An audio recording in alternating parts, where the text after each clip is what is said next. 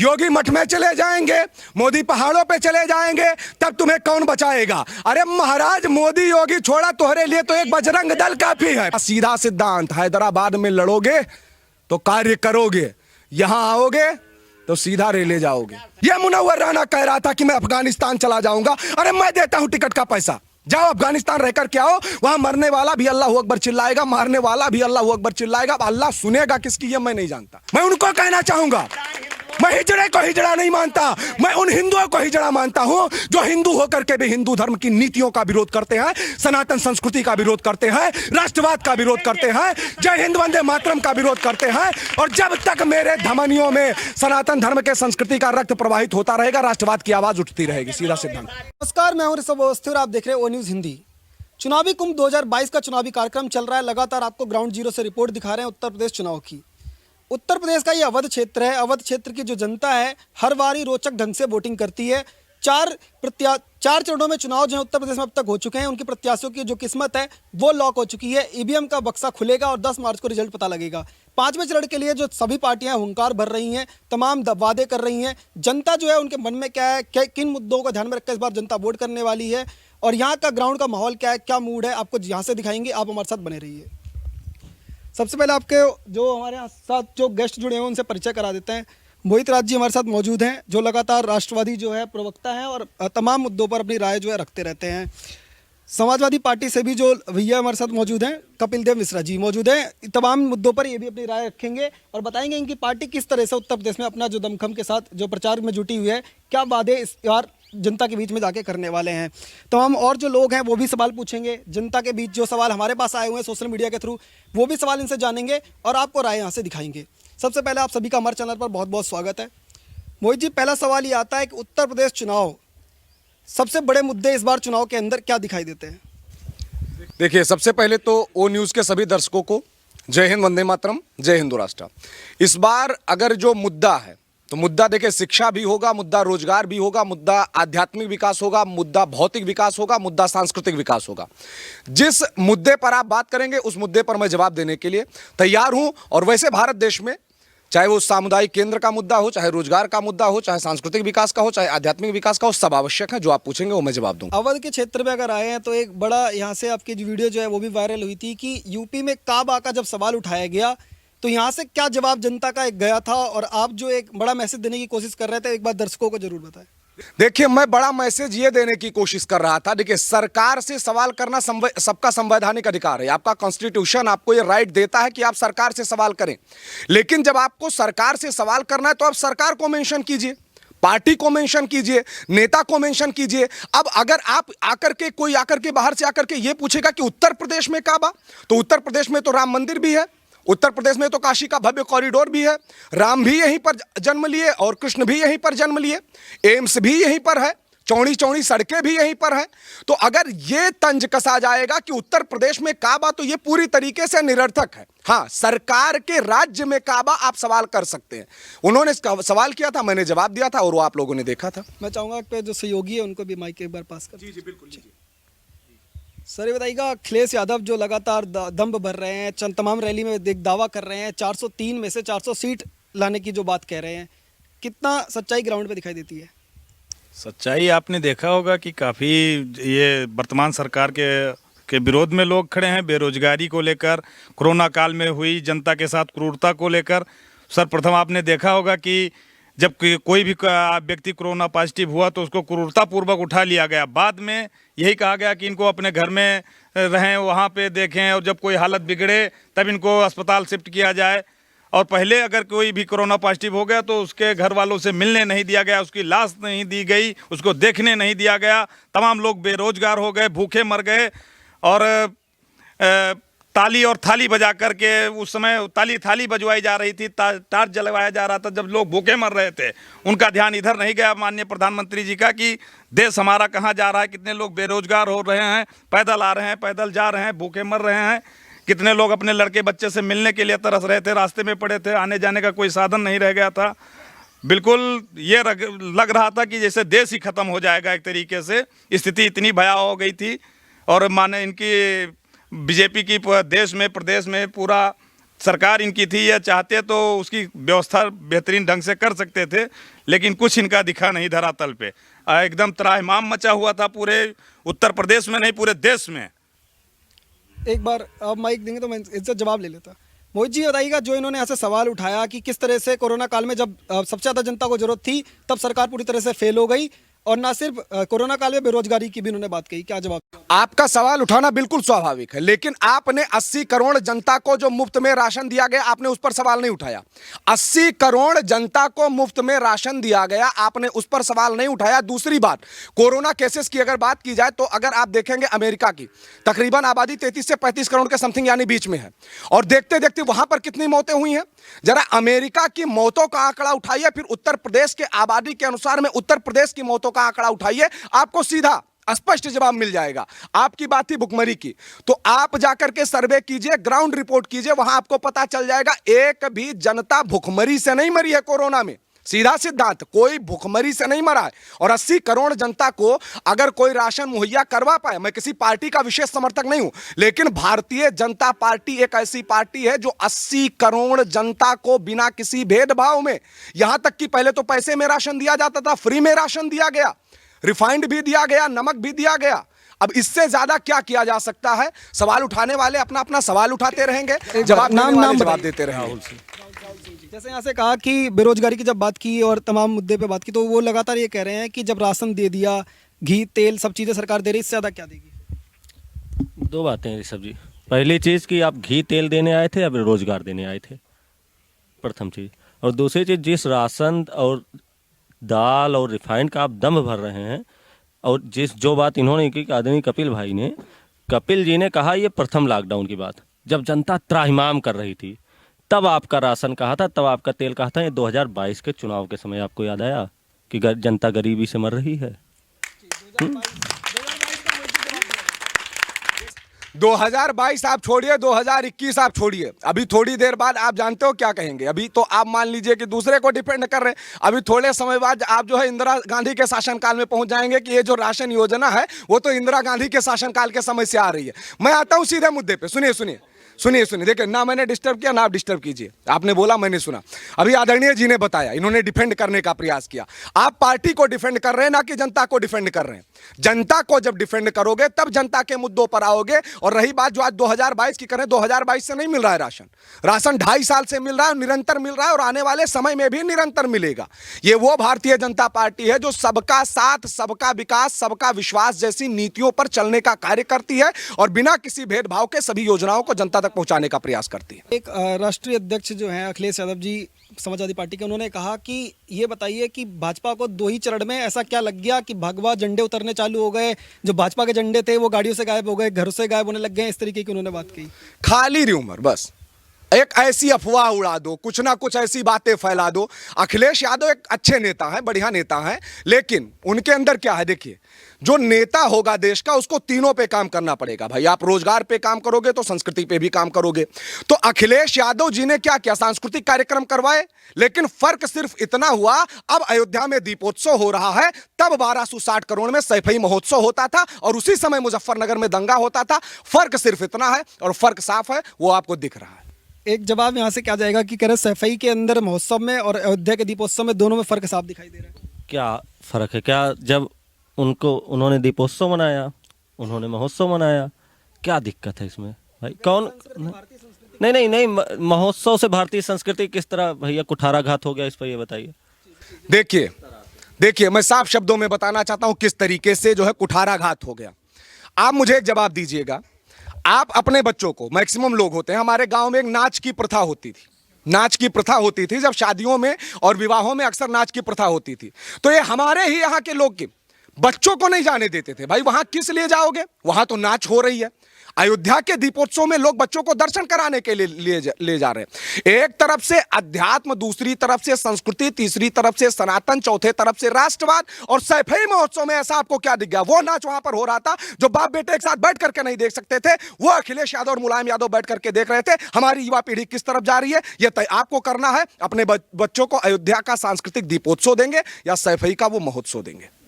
ऋषभ भाई, बाप बेटे एक साथ बैठ के देखते हैं, बॉलीवुड इंडस्ट्री लगातार बढ़ रही है, उन्हीं गानों पे आप वहाँ सीटियाँ बजाते हैं थिएटर में जाके, लगातार पीवीआर की शाखाएं बढ़ रही हैं।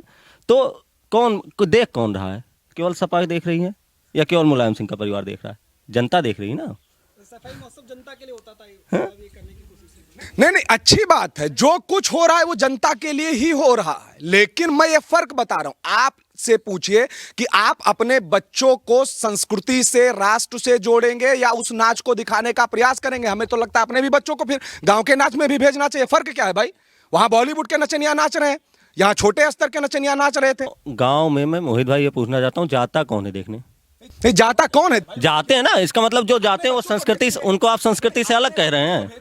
नहीं, जो जाते हैं, हमारे पिताजी जाते थे, हमको नहीं जाने देते। नहीं, आप अपने बच्चों को नाच देखने के लिए भेजेंगे?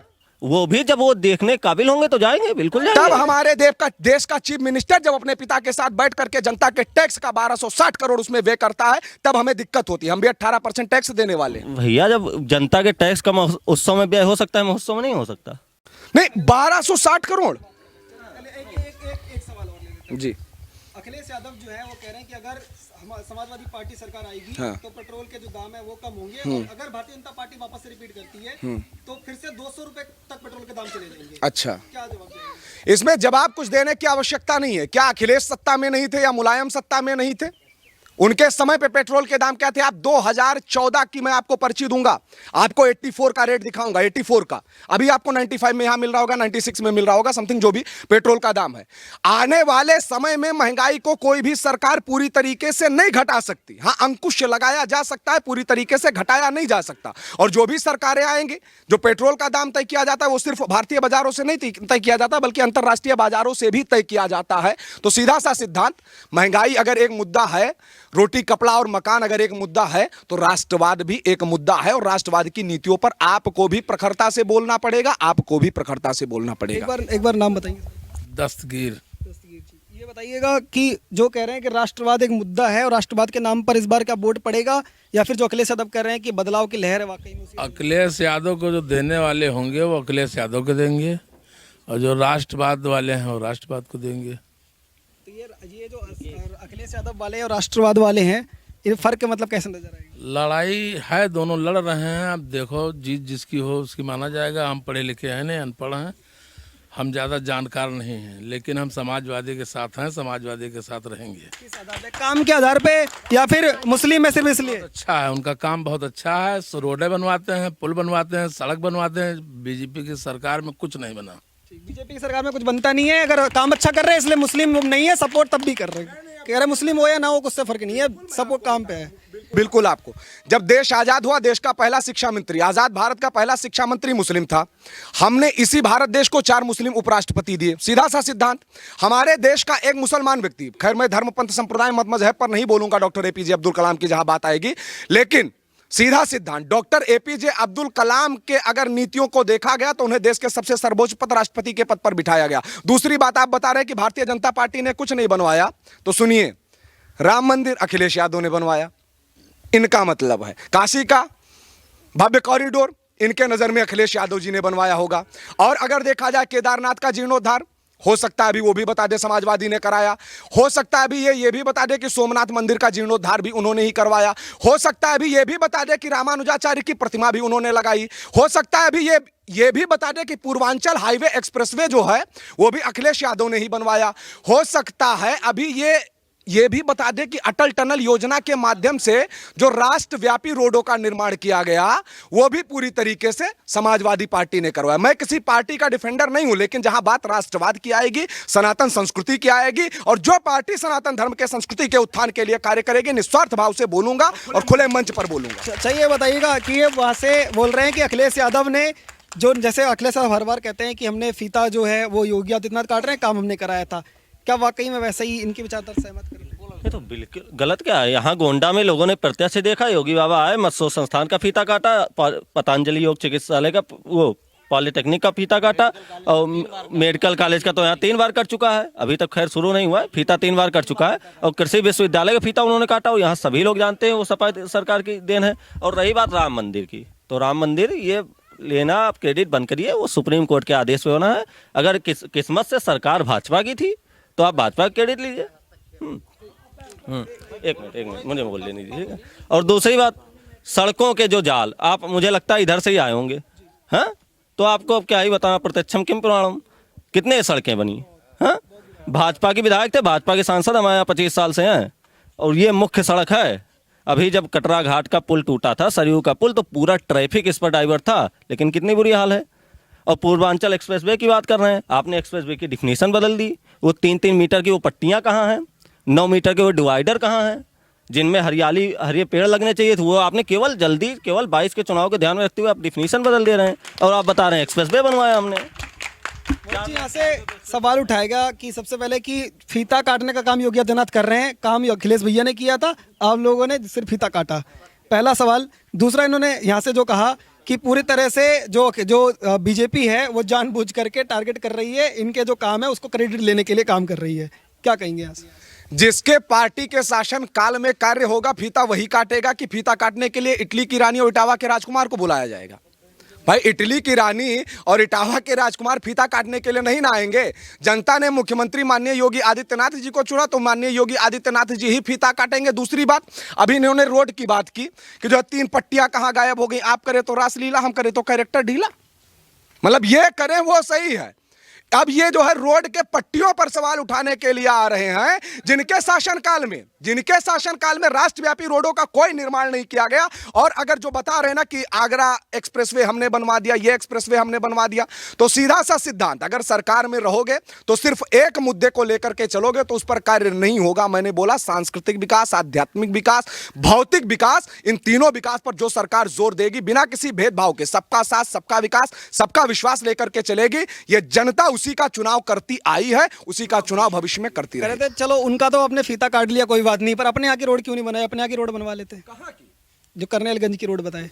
करनेलगंज की कौन सी रोड की आप बात कर रहे हैं? ये चचरी से बरगदी मोड़ से शाहपुर की। चचरी से, हाँ हाँ, बरगदी मोड़ से आप यहाँ अपने विधानसभा की बात करिए, बरगदी मोड़ से लेकर परसपुर जाने में क्या हाल है, कितना टाइम लगता है। जो सड़क की दूरी हम 10 मिनट 15 मिनट में तय करते थे, आज उसी दूरी को 2 घंटे में नहीं पूरा कर पा रहे हैं। ये हालात हैं। हाँ, पूरे लोकसभा की मैं, हाँ बिल्कुल बिल्कुल बिल्कुल बिल्कुल बिल्कुल, मैं गड्ढे बचाने में एक्सीडेंट हो रहे हैं, मैं उसी मुद्दे पे आ रहा हूँ। नहीं, मैं उसकी भी बात बता रहा हूँ। देखिए, मैं सीधा सा सवाल है, किसी पर विशेष रूप से टिप्पणी नहीं करना चाहूंगा। और खास करके देखिए, राजनीतिक मंच है, मैं अपने विधानसभा पे ज्यादा टिप्पणी नहीं करता, लेकिन जहां बात मेरे विधानसभा की है, तो आप करनेलगंज से गोंडा की रोड पकड़िए, करनेलगंज से गोंडा की रोड पकड़िए। दूसरी बात, आप करनेलगंज से आए हैं, सीधी सी बात, आप करनेलगंज में आए हैं, अखिलेश यादव के नहीं, पहले आप सुनिए, आप शासन काल पे मत जाइए। हाँ, तो जब जरवल रोड से लेकर के गोंडा तक आपके शासन काल में बन सकती थी, तो आप अपने क्षेत्र का विकास नहीं करवा पाए, ये आपका मुद्दा है। ये रोडें बनी हुई थी, ये बीजेपी के शासनकाल में खंडार हो गई, बिल्कुल गड्ढा युक्त हो गई। ये योगी जी बोल रहे थे कि हम सड़कों को गड्ढा मुक्त करेंगे, लेकिन सच्चाई यह है कि इन्होंने गड्ढा युक्त सरकार बनाई है, सड़कें गड्ढा युक्त करके छोड़ा। भारतीय जनता पार्टी की जैसे सरकार आई, आपका कहना है कि रोडें टूट गई, इनका कहना है। अरे महोदय, एक बात बताइए, आप जिस क्षेत्रवाद के मुद्दे को लेकर के पड़े हैं, क्षेत्रवाद अगर मुद्दा है तो आप राष्ट्रवाद के मुद्दे पर क्यों बात नहीं करते भाई? आप विधायक अपने निधि के लिए चुनेंगे, विधायक आप अपने फायदे के लिए चुनेंगे। अच्छा मोहित जी, तो वो अब योग्य भी कहाँ है वो भी आपको पता होगा। जिस योग्य को आप चुनते आए थे, उन योग्य ने काम नहीं किया, और वो नहीं, अच्छा, जो बनाया था आप एक हाँ, कि हाँ, साल में क्या विकास, मतलब नहीं, मतलब जब तक वो भाजपा में थे तब तक गलत थे। एक और यहाँ से सवाल पूछा गया था, इन्होंने कहा कि जो ये भाजपा है वो गाना बंद करे राम मंदिर का, क्योंकि राम मंदिर कोर्ट ने बनवाया था। एक यहाँ से बाबा बैठे, बाबा से जवाब ले लेते हैं।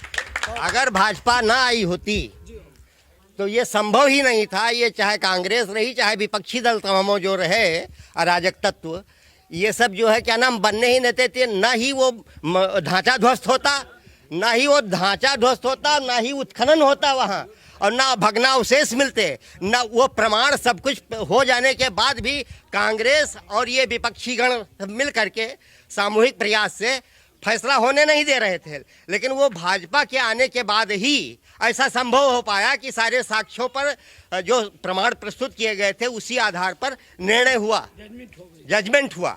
इसके लिए हम भाजपा को श्रेय देते हैं। ऋषभ भैया सुनिए, मतलब आदरणीय है चाचा जी, हमारे बड़े सीनियर हैं। मैं ये पूछना चाहता हूँ, क्या संसद न्यायपालिका में इंटरफेयर करती है? सुने सुने सुने सुने, गंभीरता से लीजिए। आप हमारे सामने बहुत बच्चे हैं, बहुने हैं, अनर्गल प्रलाप मत कीजिएगा। मैं यहाँ बैठा हूँ, मैं भी राजनीति करता हूँ। सुने सुने सुने, मैं जो है मैं भी काफ़ी बसंत देख चुका हूँ और काफ़ी कुछ उतार चढ़ाव देख चुका हूँ देश काल परिस्थिति पर। संभल कर मुझसे बात कीजिएगा। मैं एक एक चीज़ का खंडन करने आया हूँ अपना दुकान बंद करके। हैं, इस सपा और कांग्रेस और बसपा की मक्कारी को मैं क्रमशः गिनाऊंगा। पहले आप स्थिर चित्त होकर के क्रोध त्याग करके सुनने की सामर्थ्य अपने में जुटा लीजिए, तब मैं आपको एक एक का उत्तर दूं। और जिन दोनों के जिनको आप आदर्श मानते हैं, यहाँ का प्रतिनिधित्व काफ़ी कालखंड से करते आए हैं, इन सबों के भी काले चिट्ठे खोलूंगा, तो आप संभल करके जो है सुनने का साहस रखिएगा। साहस रखते हैं, मेरा तैयार है कह रहे सुनने को। एक एक की मैं कलई खोलना जानता हूँ, मुझे काफ़ी कुछ इतिहास पता है इन लोगों का। इसलिए अनर्गल प्रलाप पहले तो बंद कीजिए। ये बताइए 5 वर्ष के अंदर ही तो ये 4 लेन रोड से जो गोंडा तक अभी गिनाया गया बलरामपुर तक, ये इसी 5 वर्षों के ही कार्यावधि में तो हुआ है? नहीं हुआ है। आप गलत कह रहे हैं। इन 5 वर्षों में नहीं हुआ है। कायदे से आप पता कर लीजिए, इन 5 वर्षों में नहीं हुआ है, इसके पहले हुआ है, इसके पहले हुआ है। ये सब मंजूर नहीं, कार्य हो गया था। ये कार्य सपा शासन काल में हो गया था बलरामपुर वाले। देखिए, इसमें आप बताएं, इसका 5 साल में कौन सी सड़क बनी? कोई नहीं। एक सड़क बताएं अपने विधानसभा में। यही मुलायम निहत्थेकार सेवकों, निरपराध कार सेवकों पर इन्होंने गोलियां चलवाई थी। यही जो है सरकार, सपा सरकार ने जो है तमामों जो है आतंकवादियों पर से मुकदमा हटाने के लिए पैरवी की थी। भले ही सर्वोच्च न्यायालय के फटकार के बाद इन्होंने अपना जो है आदरणीय डॉक्टर साहब, एक योजना आप बताइए। अखिलेश यादव ने 100 डायल नंबर की पुलिस दी, उन्होंने एम्बुलेंस दिया 108, उसके काट में योगी आदित्यनाथ की सरकार ने आज हम नहीं भाजपा का कोई एक काम गिरा दो, काम नहीं किया। इन्होंने सामाजिक समरसता वापस लाई, जो जातीय द्वेष की बिस्बेल फैलाई गई थी, जिसमें पूरा समाज त्रस्त था।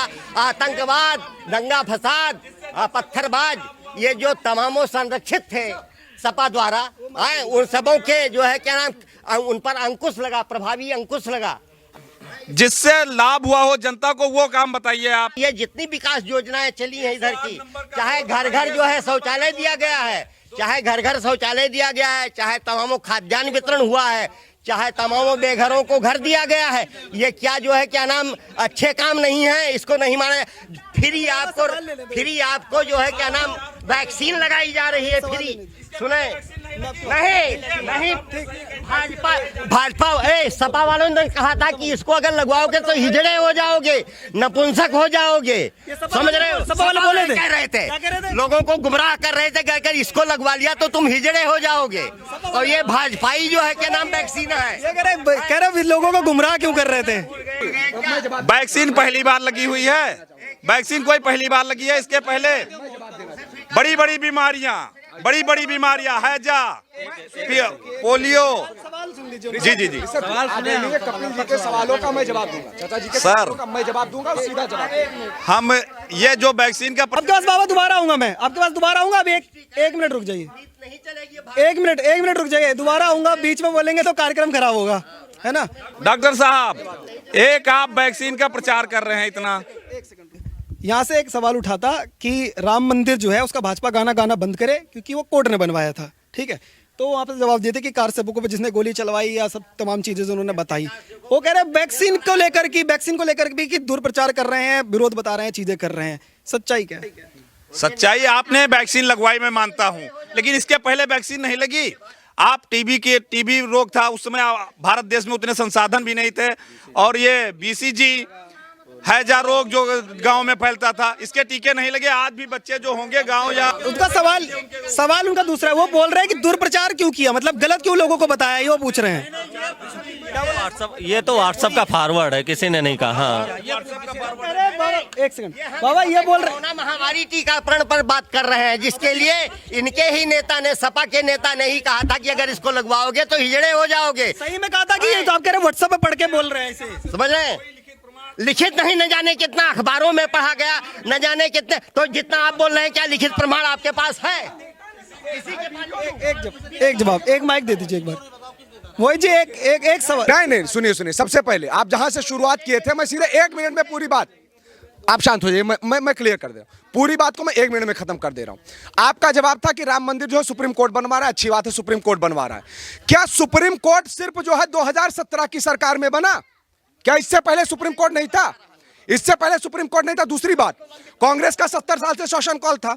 इसके बाद आप आएंगे, माननीय मुलायम सिंह यादव जी भी थे, और देखा जाए अखिलेश यादव भी थे, मायावती जी भी थी, सबका शासनकाल आया। तो क्या उनके शासनकाल में सुप्रीम कोर्ट नहीं था, या उनके शासनकाल में धर्म को, अध्यात्म को, संस्कृति को, सनातन को चिमटे से छूना पाप है? सीधा सिद्धांत। उनके शासनकाल में कार सेवकों पर धड़ाधड़ गोलियां चलवाई गई। महोदय के शासनकाल में कांवड़ यात्रा में डीजे बैन कराया गया, और महोदय के ही शासनकाल में अभिमुक्तेश्वरानंद शंकराचार्य के ऊपर लाठीचार्ज की गई बनारस में। अरे महाराज, हृदय द्रवित हो जाता है। आप वैक्सीन की बात कर रहे हैं, आप पूछ रहे थे कि विकास क्या हुआ, तो सुनिए विकास क्या हुआ भाजपा के शासनकाल में। मैं आपको विकास बताता हूं। पूर्वांचल हाईवे एक्सप्रेसवे एक तरफ से विकास है, अटल टनल योजना के माध्यम से राष्ट्रव्यापी रोडें बन रही हैं, एक तरफ से विकास है। सोमनाथ, केदारनाथ और भव्य राम मंदिर का निर्माण, काशी का भव्य कॉरिडोर, सांस्कृतिक विकास है। 80 करोड़ जनता को राशन मुहैया करवाना और अपराध मुक्त करवाना। आज हमारी बेटियां घर से बाहर निकल सकती हैं, यह भी कहीं ना कहीं एक विकास है। पहले के शासनकाल में बेटियां घर से बाहर नहीं निकल पाती थी। ये क्या बात करेंगे? ये क्या बात करेंगे? राशन बांटकर हमने 80 करोड़ जनता को बचा लिया। एक बेटी निकली थी हापुड़ में बाहर, हाँ, और एक बेटी निकली थी उन्नाव में बाहर, एक बेटी निकली थी हाथरस में बाहर। वो भारत की नहीं थी कि उत्तर प्रदेश की नहीं थी। उनका विधायक, हापुड़ उन्नाव की बेटी के विधायक सामूहिक बलात्कार में नामजद हुआ, विधायक रह गया, और एक बीजेपी के किसी एक छोटे नेता ने विरोध नहीं दर्ज कराया। वो उत्तर प्रदेश की बेटी नहीं थी। हाँ, बेटी भी। अब सुनिए, भारत माता को सुनिए, भारत माता को हम डायन बोलेंगे, हम वंदे मातरम, कोई हमारी गर्दन पर चाकू रखेगा हम वंदे मातरम नहीं बोलेंगे। मैं एक बात पूछना चाहता हूं, यहां पर ये बैठे हैं, क्या ये अपने पार्टी के मंच से, जिस पार्टी के समर्थक बने फिर रहे हैं, जय श्री राम छोड़ दीजिए, वंदे मातरम का नारा लगवा सकते हैं? नहीं लगेगा, नहीं लगेगा। ये इनकी व्यक्तिगत धारणा है। अरे महाराज, अरे कहां बोलते हैं? एक नारा लगेगा, धरती पुत्र मुलायम भैया जिंदाबाद जिंदाबाद, इसके अलावा दूसरा नारा नहीं लगेगा।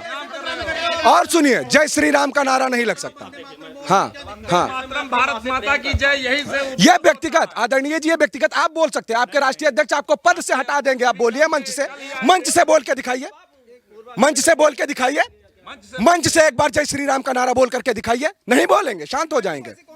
अरे नहीं बोल सकते भाई। कार सेवकों का, उन्होंने अपने गोद में भारत माता की जय। हाँ, जय श्री राम बोला, रामलीला मैदान में आए, जय श्री राम बोला। आप रामलीला मैदान में आएंगे? हाँ, आप अपनी पार्टी से अल्लाह अकबर क्यों नहीं बोलते? हाँ, अल्लाह अकबर तो तुम नहीं बोल सकते। अल्लाह अकबर हमारी संस्कृति नहीं है। इस्लाम भारत में नहीं था, इस्लाम भारत में नहीं था। ये अल्लाह अकबर हमारी संस्कृति नहीं है। What is the definition of अल्लाह अकबर? ये मेरा व्यक्तिगत अधिकार तो है संविधान के अनुसार। हाँ, आप चाकू रख के अब संविधान आ गया। भारत को डायन कहना ये संभव है? कौन कह रहा है? एक बार नहीं, अनेकों बार कहा। जेल कर दीजिए, आज को क्यों नहीं? वो राष्ट्रद्रोह उनके ऊपर क्यों नहीं लगा? सुनिए, अल्लाह अकबर पे मैं जवाब देता हूं। अल्लाह अकबर कौन सा संवैधानिक अधिकार है, कौन सा सांस्कृतिक अधिकार है? आप मुझे बता दें कि नबी सल्लल्लाहु अलैहि वसल्लम मोहम्मद पैगंबर भारत आए थे, हसन हुसैन भारत आए थे, हसनैन करीमैन भारत आए थे, हजरत अली भारत आए थे। अगर वो नहीं क्यों नहीं, तो इस्लाम कहां से आया? हाँ, संविधान में जय श्री राम नहीं लिखा तो क्यों बोल? संविधान, सुनिए, जय श्री राम हमारे संस्कृति का प्रतीक है, राम हमारे संस्कृति के प्रतीक है, राम मर्यादा के प्रतीक है, राम भारत के प्राण हैं। पैगंबर भारत के प्राण नहीं हो सकते। सुनिए सुनिए सुनिए, पैगंबर भारत के प्राण नहीं है, राम भारत के प्राण है। नहीं भारत का अस्तित्व राम से, मोहम्मद पैगंबर से, सीधा सिद्धांत। तो संविधान में जैसे नंबर लिखवा देते ना, अगर इस अस्तित्व है तब क्या, तो या तो संविधान मानिए, या तो संविधान मानिए, या इस्लाम मानिए। मैं ये कहता हूँ, सुनिए, मैं अपनी माता से प्रेम करता हूँ। हाँ, एक मिनट सुन लीजिए, मैं अपनी माता से प्रेम करता हूँ, अगाध प्रेम करता एक मिनट सुन लीजिए, एक मिनट सुन लीजिए, दोबारा से बताइए। मैं अपनी माता से प्रेम करता हूँ, अगाध प्रेम करता हूँ। तो क्या ये कोई दूसरा मुझसे कहलवाएगा कि तुम कहो अपनी माता से प्रेम करते हो? मैं करता हूँ, जब दिखाने की आवश्यकता पड़ेगी तब दिखाऊंगा। अब ये हर जगह में चिल्लाता फिरूं कि मैं अपने माता से प्रेम करता हूँ, बताइए आप। अरे राहुल जी, देशभक्ति भी प्रूव करनी पड़ेगी। राहुल जी, जब भाव व्यक्त होता है, अल्लाह अकबर व्यक्त हो जाएगा, अल्लाह अकबर व्यक्त हो जाएगा, भारत माता की जय नहीं होगा, धरती पुत्र मुलायम व्यक्त हो जाएगा, जय श्री राम नहीं होगा। अरे महाराज, आप देखिए तो तब समझ में आएगा क्या हो सकता है, नहीं क्या हो सकता है उसकी। देखिए, पार्टी में जहाँ राजनीति होगी वहाँ धार्मिक मामला कोई हो ही नहीं सकता है। कोई भी पार्टी धर्म की राजनीति का कोई मतलब ही नहीं है। हम लोग विकास की बात करते हैं, हम धर्म की राजनीति नहीं करते। अखिलेश यादव कुछ रहे, अखिलेश यादव राम मंदिर जाएंगे फिर? बिल्कुल जाएंगे, वो हिंदू नहीं है क्या? हिंदू हैं वो, बिल्कुल जाएंगे राम मंदिर। मंदिर जाने के लिए समस्या क्या है फिर? मैं भी पूछ लीजिए कि मुलायम सिंह यादव की विचारधारा राम मंदिर के प्रति क्या थी, आपसे पूछिए।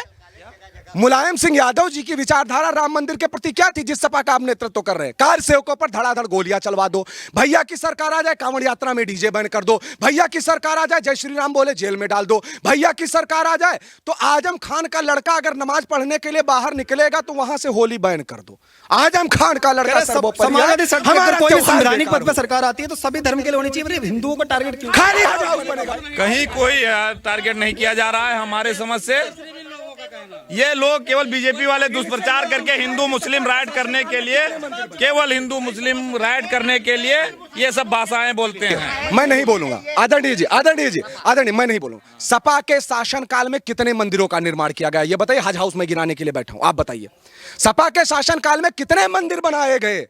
जो बनने वाले थे 2 मंदिर बताइए, 2 बताइए। अच्छा, ये बताइए कि बीजेपी सरकार ने कितने मंदिर बनवाए? मंदिर कितने? अरे अब राम मंदिर बन रहा है, इसके आगे आप क्या बात करोगे? राम मंदिर बन रहा है, क्या बात करोगे? क्यों नींव खो दी जा रही है? आपके पास कौन सा डेटा है? आपके पास कौन सा डेटा है? सुनिए, चुनावी स्टैंड है ये सुनिए, ये हुआ था कि जैसे उच्चतम न्यायालय का फैसला आएगा हम 2 दिन में मंदिर खड़ी कर देंगे, ठीक है? ये बीजेपी बोल रही थी, और 3 साल हो गए अभी नींव खोद रहे हैं। ये सिर्फ 2024 के राम मंदिर की नींव खोद के चुनावी स्टंट कर रहे हो खाली। इनसे पूछिए, सुनिए, शांत रहे, सुनिए, लेट कर रहे हैं सिर्फ 2024 दिख रहा है। राम के नाम पर भी घोटाला कर रहे हैं। सुनिए, आपके पास जो है, अब बोलने दीजिए। नहीं, आप सुनिए, चुनाव के लिए राम मंदिर का इस्तेमाल सुनो, नहीं, सुनिए, मैं बता रहा हूँ आदरणीय डॉक्टर साहब, मैं बता रहा हूँ, सुनिए, मैं बता रहा हूँ क्यों बीजेपी जातिवाद करती है। एक मिनट बाबा, क्या बोल रहे हैं? मुसलमान के लिए सब कुछ किया जाए, यादव के लिए सब कुछ किया जाए, सारी पद प्रतिष्ठा उच्च वर्ग है, समझ गए? इसने सभी के लिए दिया है। जितनी भी नियुक्तियां हुई हैं पारदर्शिता के साथ हुई हैं। इस सपा की क्या बात करते हो? अराजक तत्वों की पार्टी की बात करते हो, पत्थरबाजों की बात करते हो। बाबा एक करके जवाब लेने दीजिए, जवाब राम मंदिर का जवाब दे दीजिए। एक ही व्यक्ति, चाहे आपका जवाब हो चाहे हमारा जवाब हो, जवाब मोदी जी राम मंदिर का जवाब दे दीजिए। उन्होंने कहा कि जानबूझ के लेट कर रहे हो, चुनाव में इस्तेमाल कर रहे हो खाली, और कुछ नहीं। तो सुनिए, कारण क्या? ये जिस समाजवाद की बात कर रहे हैं, जब मुलायम सिंह यादव, बोलिए मत बीच में बोलो, जब मुलायम सिंह यादव राष्ट्रीय अध्यक्ष होंगे तो अखिलेश यादव प्रदेश अध्यक्ष होंगे, राष्ट्रीय महासचिव शिवपाल होंगे, सेनाध्यक्ष होंगे, सब यादव होंगे। यादव के सिवा और कोई जाति को महत्व ही नहीं है। जितने जिलाध्यक्ष बनाएंगे सपा के सब यादव होंगे। इसमें तो केवल जाति देखी जाती है, केवल मुसलमानों को महत्व दिया जाता है कि तुम दंगा नाच नाचो, समाज पर तुम आरी चलाओ, हिंदुओं का दमन करो। मोहित भैया, परिवार के कितने लोगों को टिकट मिला है विधायकी का, बताइए? परिवार के कितने लोगों को? अरे मिल जाता तो अब की तो तुरंत 1 सीटियां, पिछली बार 40-45 आ गए, अब की साफ हो जाते, तो ये तो भाजपा ने अंकुश लगाया। हाँ, और क्या? हाँ, बिल्कुल, हाँ। डॉक्टर साहब सुनिए, सुनिए सुनिए त्रिपाठी जी बारे बैठे डिबेट आपका अधिकार है। तमाम लोग जो हैं आप उड़ाइए बिल्कुल बाबा एक बार नाम बताओ अपना। इनका सर्वनाश हो जाएगा, जान लीजिए। भाजपा प्रचंड बहुमत से फिर सरकार न बनाए तब मुझसे बात कीजिएगा। और जहां भी नया इतिहास लिखा जाएगा, यहाँ भी जो है सपा नहीं जीतने वाली है, ये आप कान खोलकर सुन लीजिए। एक बस सवाल है बाबा, नाम बता दो। 1 मिनट रुक जाओ, 1 मिनट, 1 मिनट। अब कोई नहीं बोल रहा, बाबा से सवाल लेने दो। 1 मिनट रुक जाइए। अध्यापक तुम हो, तुमको परिभाषित करना होगा, तब मैं बताऊंगा। तुम्हें कुछ आता है? एक सवाल लेने दीजिए। हाँ बताओ। बीच में नहीं बोलना, एक सवाल लेने दीजिए, नया सवाल। ठीक। एक नया सवाल। बाबा नाम बताओ। राम कैलाश मिश्र। हमें एक बात ये दिखाई पड़ रही है कि चुनावी माहौल में बरसाती मेढक की तरह केवल नेता उभर करके अपनी आवाज टर करने लगते हैं। जब हमारे यहाँ कोई दुख होता है, दर्द होता है, या देश की या गांव की या क्षेत्र की समस्या होती है, वहाँ गहराई तक किसी व्यक्ति को चिंतन करने का मौका नहीं मिलता है। मैं बताना चाहूँगा, वो मेरी व्यथा ये है, सारी व्यवस्था सब लोग करते आए और करते रहेंगे, लेकिन हम ब्राह्मण हैं, सनातन धर्म को भी मानते हैं, वही हमारा सब कुछ है। लेकिन मैं ये देख रहा हूँ कि धर्म की राजनीति, व्यक्ति विशेष की राजनीति, जो जात की राजनीति हो रही है, ये सर्वथा आगे जो कुछ है ये देश को जला देने की राजनीति है। यही हो रहा है सपा की ओर से। रुक जाओ। ये जी यही कर रहे हैं, ये हर पार्टियां कर रही हैं। यही कर रहे हैं। नहीं सुनो, ये हर पार्टियां कर रही हैं। यदि मैं भाजपा को कहूं तो भाजपा हिंदुत्व को लेकर के जब उभरेगी तो मुसलमान अपना लेकर के उभर जाता है। इसके पहले मुसलमान उभर चुका है, उभर जाता है।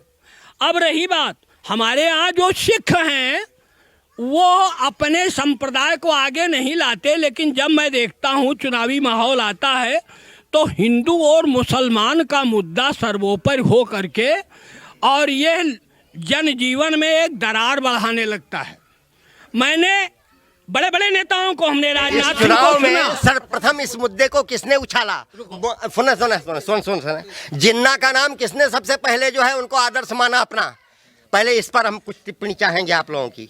कह रहे जिन्ना की बात कोई और कर रहा है, आप खुल के फिर क्यों नहीं बोल? हम जेपी जिन्ना जवाहर की बात नहीं करते, वो भविष्य में की बात कर रहे हैं, मौजूदा बात कर रहे हैं। जिन्ना को सुनो, हम जेपी जिन्ना जवाहर से भविष्य का कल्याण ना बना पाए हैं, ना बना पाएंगे। ये गए, हम भविष्य में अपना खेत देखेंगे कि हमारे जानवरों से बच जाए, हमारे बच्चों के लिए शिक्षा चाहिए, हमारे जो है बीमारों के लिए दवा चाहिए।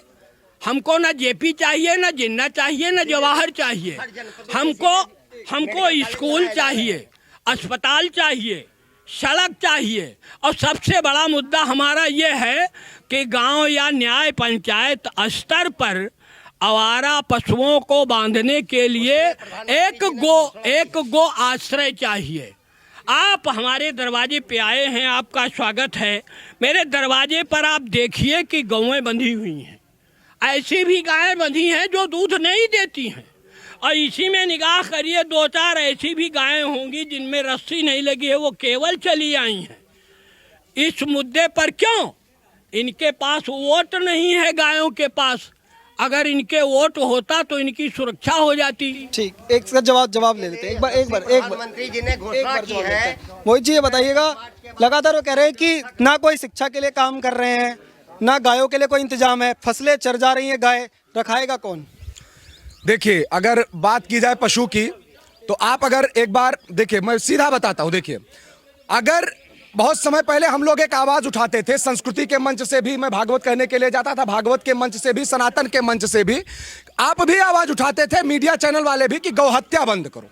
एक मुद्दा था कि गौहत्या बंद करो। अब आज गौहत्या बंद करा दी गई है तो उस पर लोग आरोप लगा रहे हैं। दूसरी बात, आप उधर अगर कैमरा पैन करेंगे तो देखेंगे यहाँ कुछ जानवर बंधे होंगे। क्या ये जानवर बंधे नहीं है?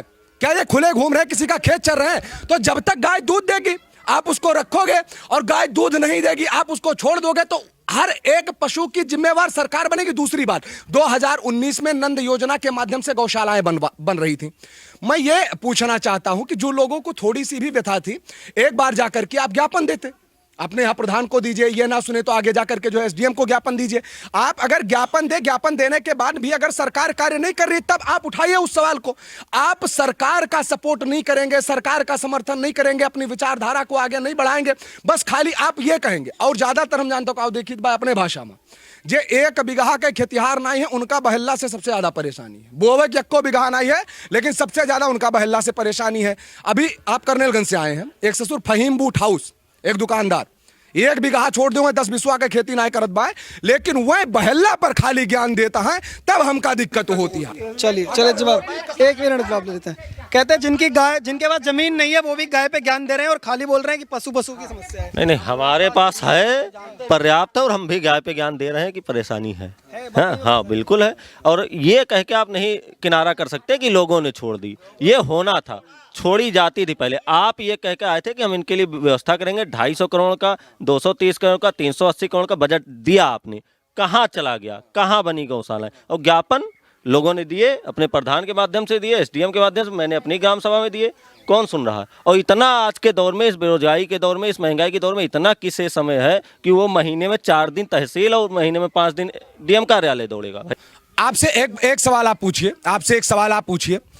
नहीं, क्या करेंगे? रुके। जो आज गौएं घूम रही हैं, नहीं, जो पशु आज घूम रहे हैं, कुछ लोग उसको आवारा पशु का भी नाम देते हैं, गाय हमारी माता है, हम उसको नहीं, हम नहीं कहेंगे, हम नहीं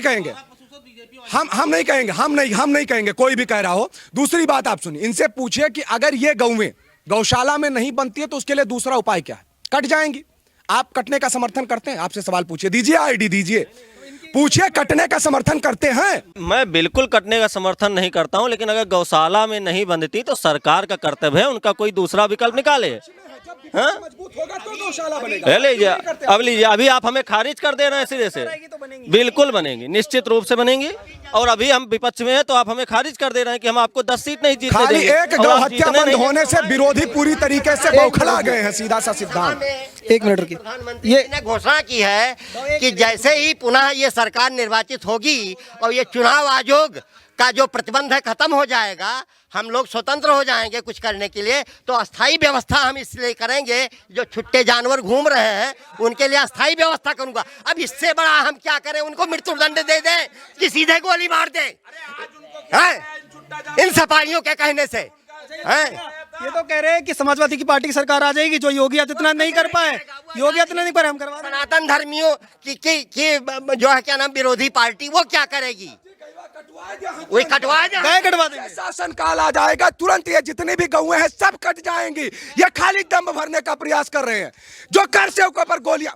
सुनिए, गौ गीता ब्राह्मण का संकल्प समाजवाद चिमटे से नहीं छुएगा। गौ गीता ब्राह्मण और सनातन का संकल्प समाजवाद चिमटे से नहीं छुएगा। इनका शासन काल था, कार से ऊपर गोलियां चल गई, शंकराचार्य पर लाठीचार्ज हो गई। आप क्या बात करते हैं? जैसे शासन काल आएगा गौएं कट जाएंगी, आप ये तय करके रखिए। ये मोहित भाई का पूर्वाग्रह है। अब इसमें मैं क्या कहूँ? अभी मैं कहूँगा नहीं कटेंगी तो ये कहेंगे नहीं, अभी मैं कहूँगा नहीं कटेंगी तो ये मानेंगे नहीं। हाँ, बिल्कुल नहीं कटती थी, मैं तो कह रहा हूँ नहीं कटती थी, उनकी व्यवस्था कह रहे पहले भी नहीं कटती थी, तो अब क्या? सपाइयों का ऐसा कुछ नहीं है। जितने लोग बोल रहे हैं सब गुमराह हैं। आज भी गौएं कट रही हैं, आज भी किसी का लाइसेंस जब्त नहीं हुआ है। आज आप चले जाइए, ये उस देश का नाम लीजिए जो, अरे भाई, कलकत्ता नहीं, आंध्र प्रदेश में देश, नहीं सुनिए, मैं गौ के काटने की बात, मैं गौ के कटने की बात कर रहा हूँ। आंध्र प्रदेश में हमारे देश का सबसे बड़ा बूचर खाना, उसका जो है लाइसेंस नहीं जब्त किया गया। आज कहाँ कटती हैं? यही गौएं कर्नलगंज के उत्तर आप देखिए कट जाती हैं। जो शाहपुर और धनावा में आतंक है, जो इस पे है, उतना आतंक सब जगहों पे नहीं है। वो तो जितना मैं दुखी हूँ सब लोग नहीं दुखी हैं। मैं ये चाहता हूँ कि प्रत्येक गोपालक को, प्रत्येक गौशाला को चाहे सख्ती से, चाहे बड़े प्रेम से एक संविधान बना करके ऐसा किया जाए कि एक गौपालक को ये वित्तीय सहायता होगी और एक गाय छोड़ने वाले को ये दंड दिया जाएगा। तो लगातार आप कैसे दिखा रहे थे मोहित जी, एक सवाल का जवाब दीजिएगा। प्रियंका गांधी ने कहा कि हमारी सरकार है छत्तीसगढ़ के अंदर, उन्होंने कहा कि हमारी जो सरकार है वो 2 रुपए किलो पे गाय का गोबर खरीदती है, सारी समस्या दूर है, आपकी सरकार क्यों नहीं लागू कर देती, कहते हैं। देखिए, प्रियंका गांधी जी हैं, क्या था उनका स्लोगन, लड़की हूं लड़ सकती हूं। लेकिन जब वो लड़की उत्तर प्रदेश की होगी, हाथरस की होगी, वो तभी लड़ने के लिए आएंगे। जब वो लड़की राजस्थान की होगी तो प्रियंका गांधी कभी लड़ने के लिए नहीं जाएंगे। दूसरी बात, आप गोबर खरीद रही हैं, अच्छी बात है, कहीं ना कहीं आपका भी योगदान होना चाहिए, क्योंकि लोग आते हैं इंदिरा गांधी गिनाएंगे, राजीव गांधी गिनाएंगे, आपके नहीं। सीधा सीधा मैं किसी पार्टी पे, हम किसी भी पार्टी के अच्छे कामों को नहीं नकारेंगे, हम उनके गलत कार्यों का विरोध करेंगे, सीधा सा सिद्धांत।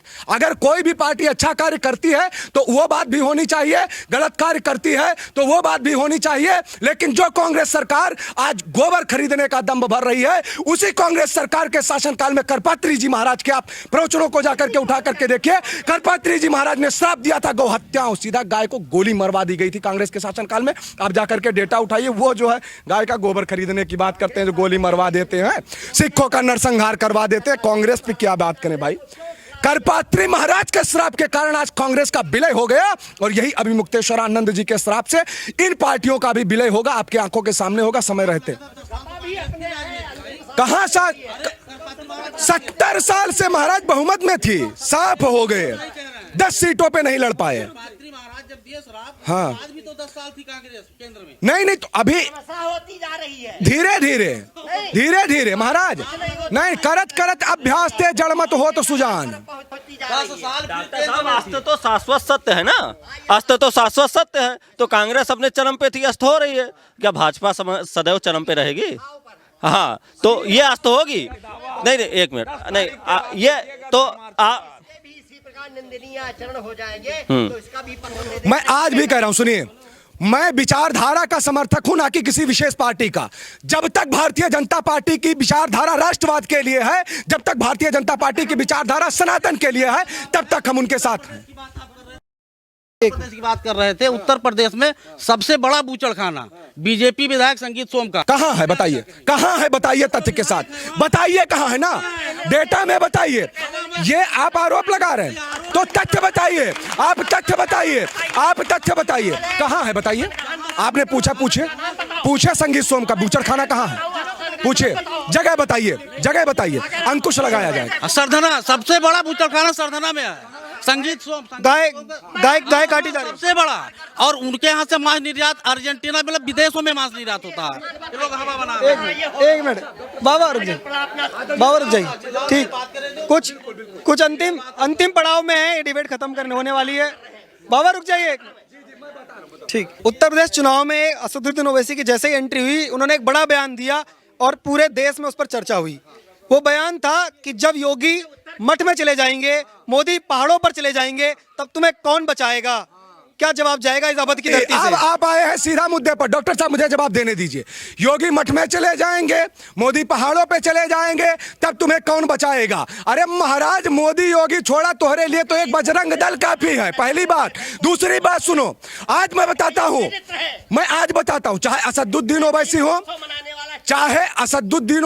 चाहे अकबरुद्दीन ओवैसी हो, जो योगी को मठ में भेज रहे हैं, मोदी को पहाड़ों में भेज रहे हैं, ये राष्ट्रवादी राष्ट्रीय स्वयंसेवक संघ उनको बताएगा, बजरंग दल उनको बताएगा, विश्व हिंदू परिषद उनको बताएगा, हिंदू युवा वाहिनी उनको बताएगा, और उनको साफ शब्दों में बता दो, मेरी नजर में, मैं पहले भी कहा था, आपके नजर में ओवैसी एक बड़ा नेता हो सकता है, इनके नजर में बड़ा पॉलिटिशियन हो सकता है, मीडिया की नजर में बड़ा टीआरपी हो सकता है, मेरी नजर में असदुद्दीन ओवैसी अंगा है, अंगा, सीधा सिद्धांत। हैदराबाद में लड़ोगे तो कार्य करोगे, यहां आओगे तो सीधा रेले जाओगे, सीधा। अच्छा, ये बताइएगा कि एक नेता है, मुस्लिम नेता, लगातार चर्चा में आते हैं, शायर हैं, और वो कहते हैं कि उत्तर प्रदेश के अंदर सरकार अगर बनती है तो हम यहाँ से प्रदेश छोड़ने को मजबूर रहेंगे, क्योंकि मुस्लिमों पर सबसे ज्यादा अत्याचार होता है यहाँ पर। अफगानिस्तान की सरकार भी उत्तर प्रदेश की सरकार से, उत्तर प्रदेश की सरकार जो है वो अफगानिस्तान की सरकार अच्छी है, उत्तर प्रदेश सरकार अफगानिस्तान के जैसा शासन भी नहीं चला पा रही है। तो सबसे पहली बात आते हैं मुनव्वर राणा की, आप बात कर रहे हैं, आपने नाम नहीं लिया है।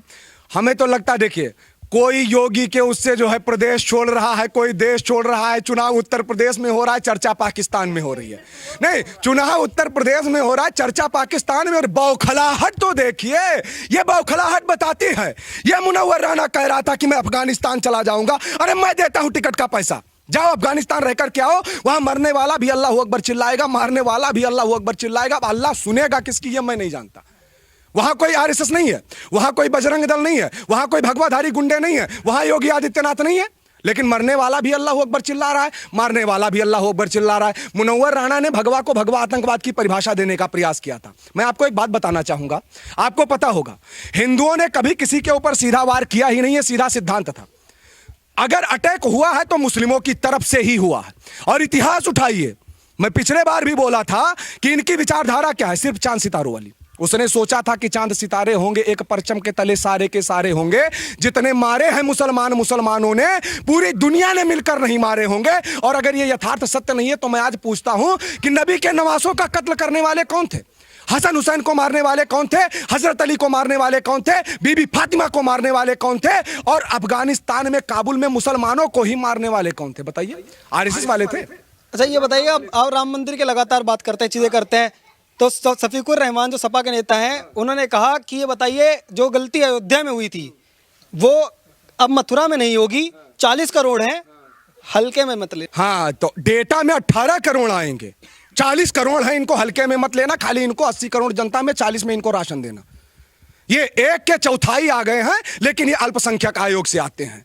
ये जो पूरी तरीके से साजिश चल रही है देश में, आपको पता है, देश को तोड़ने की साजिश रची जा रही है।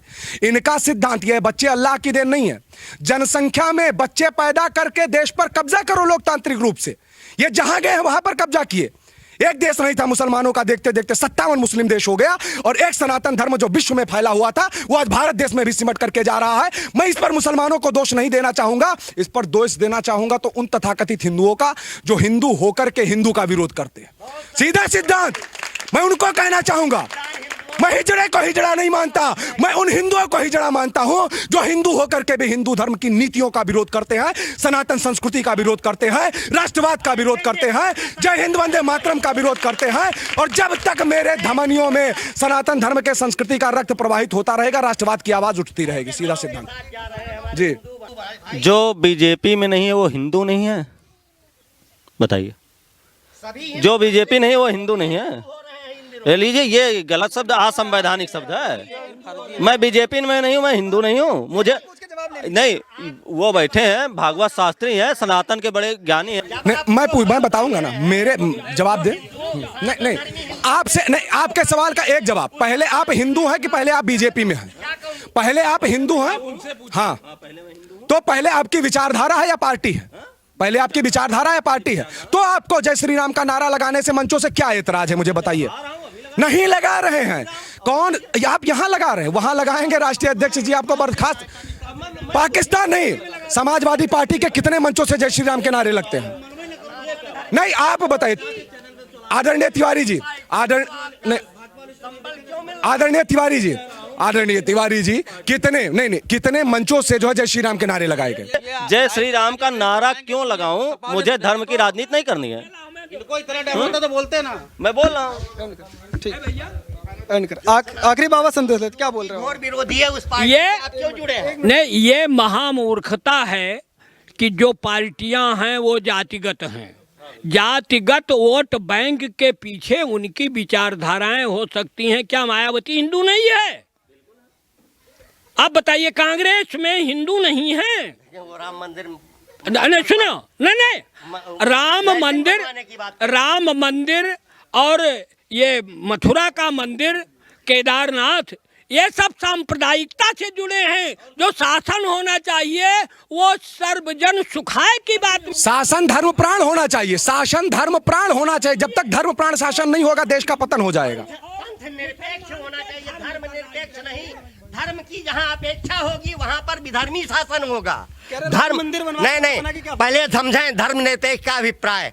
धर्म निरपेक्ष मतलब धर्म की जहाँ घोर उपेक्षा की जा रही हो, उसे धर्म निरपेक्ष कहते हैं। यानी अधार्मिक शासन जिसमें मानव पीड़ा प्रधान हो उसे, हाँ, वो गलत परिभाषा जो है, ये जिन्होंने ये धर्मनिरपेक्षता का सिद्धांत प्रतिपादित किया है उन्होंने गलत व्याख्या की है। धर्मनिरपेक्ष का अर्थ ही होता है कि जहाँ धर्म की अपेक्षा न की जाए उसकी उपेक्षा, घोर उपेक्षा हो। धर्मानुसार हम अपना आचरण न करें उसे धर्मनिरपेक्ष कहते हैं। सुनिए, हमारा भारत देश ही, एक मिनट, नहीं, हमारा भारत जो है वो धर्मनिरपेक्ष है। हमारे यहाँ दिवाली भी होती है, हमारे यहाँ होली भी होती है, हमारे यहाँ मुहर्रम भी होता है, और कोई किसी को जो है आपत्ति नहीं होती है, सब लोग सब में भाग लेते हैं। कह रहे जानबूझ करके जातियों पे उसको बांट रहे हो, लेकिन देखिए आपने बहुत सही बात कही कि ये धर्मनिरपेक्ष देश है। ये धर्म नहीं, डॉक्टर साहब, आदरणीय डॉक्टर साहब, मैं बताता हूँ, ये धर्मनिरपेक्ष देश है। यहाँ पर एक नारा लगाया जा रहा था, दिवाली में अली बसे राम बसे रमजान, ऐसा होना चाहिए अपना हिंदुस्तान। ये नारा लगाया जा रहा था, नहीं, बहुत सारे लोग लगा रहे थे। हिंदू मुस्लिम भाईचारे की चटनी भी चटाई जाएगी धर्मनिरपेक्षता के नाम पर। हिंदू मुस्लिम भाईचारा और धर्मनिरपेक्षता वहीं तक सीमित है जहां पर हिंदू बहुसंख्यक है। जहां हिंदू अल्पसंख्यक होगा, 100 मुस्लिमों के बीच में एक हिंदू कभी सुरक्षित नहीं रह सकता, और मैं रिकॉर्ड देता हूं, 100 हिंदुओं के बीच में एक मुस्लिम सदैव सुरक्षित होता है। यह धर्मनिरपेक्षता की परिभाषा और लोक सांप्रदायिकता और ये तो शाश्वत सत्य है, अल्पसंख्यक हमेशा सुरक्षित महसूस करते हैं। हाँ बिल्कुल, हिंदुओं के बीच क्या, हिंदुओं में जहाँ सवर्ण बाहुल है वहाँ हरिजन असुरक्षित महसूस करते हैं, जहाँ हरिजन बाहुल है वहाँ हिंदू। हाँ, अब आप जातिवाद पे आ गए, अब आप जातिवादी हो गए। हाँ, पहले समाजवादी, फिर परिवारवादी, फिर वंशवादी, फिर जातिवादी। वाह वाह वाह वाह। हाँ हाँ हाँ, नहीं सुनिए, नहीं, ये शुरुआत करेंगे पहले समाजवादी, फिर आएंगे परिवारवादी, फिर आएंगे वंशवादी, फिर कुल से काम नहीं चलेगा तो कहेंगे हम जातिवादी। अब ये सत्ता मिश्रा, चौबे, पांडे, तिवारी, वर्मा, भूमियार, खटिक, पासी, चमार, बिंद, मल्ला, कोरी, ये सब सताए जा। अरे गर्व से कौम हिंदू है भाई, क्या बात करते हो आप? विवेकानंद ने नहीं कहा था, विवेकानंद सांप्रदायिक हो गए। विवेकानंद जी ने कहा था गर्व से कौम हिंदू, वो सांप्रदायिक हो गए, वो धर्मनिरपेक्ष हो गए।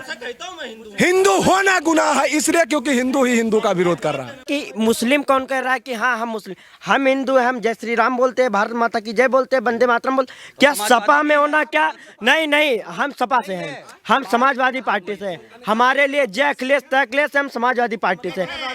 सुनिए नहीं, प्रामाणिकता क्या है भाई?